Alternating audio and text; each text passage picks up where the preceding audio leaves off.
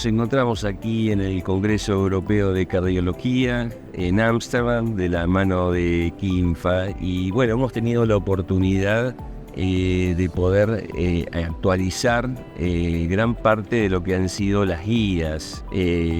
Pudimos trabajar con las de diabetes, pudimos trabajar con las de endocarditis.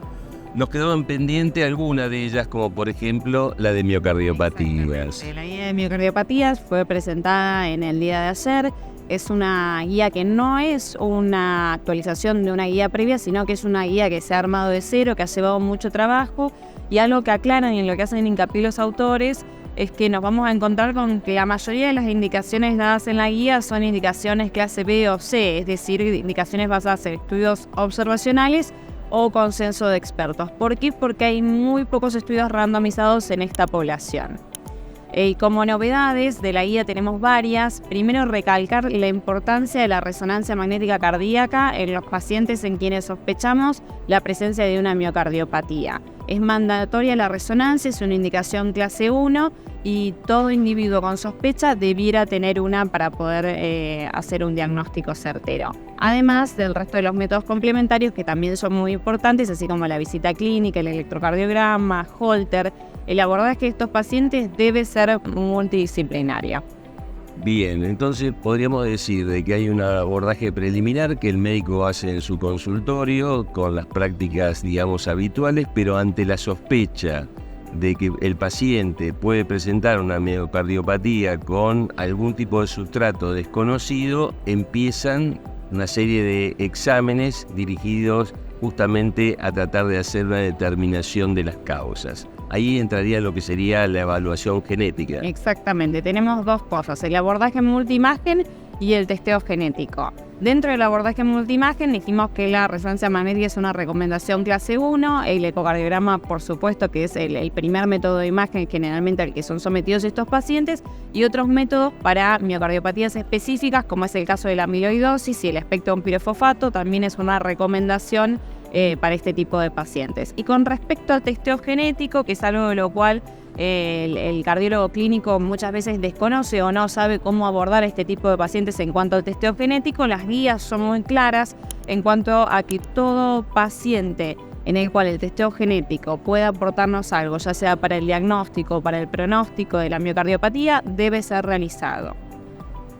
Bien. Entonces tenemos, por un lado, el examen preliminar en el consultorio, después el acceso a las multiimágenes, al testeo genético y existe la posibilidad de establecer individuos en riesgo que puedan ser merecedores de algún tipo de dispositivo, por ejemplo. Sí, exactamente. Tenemos los scores de riesgos.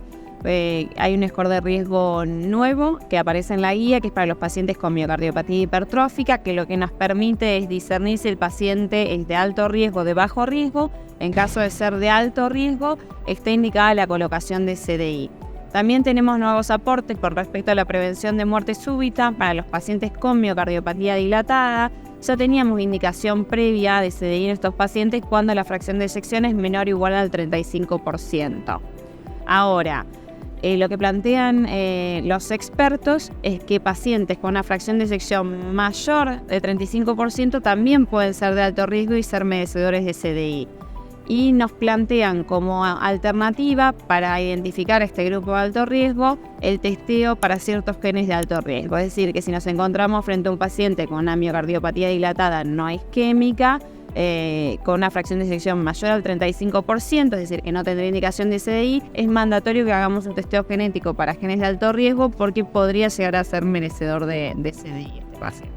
Muy bien, ¿quedó algo pendiente de lo que se planteó en esta actualización de las guías? Sí, yo creo que el aporte más novedoso y por ahí que más esperado, basándonos en los últimos estudios farmacológicos para el tratamiento de la miocardiopatía hipertrófica, es el mavacantem, que ha sido incluido en las guías.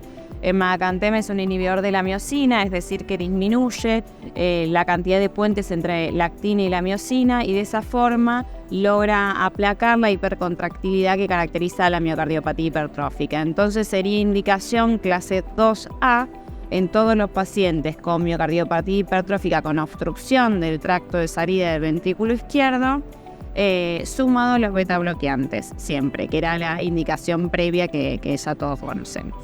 Bueno, muchísimas gracias, Pilar. No. Hemos actualizado entonces una guía más y vamos entrando en la recta final de este Congreso Europeo de Cardiología de la mano de KINFA.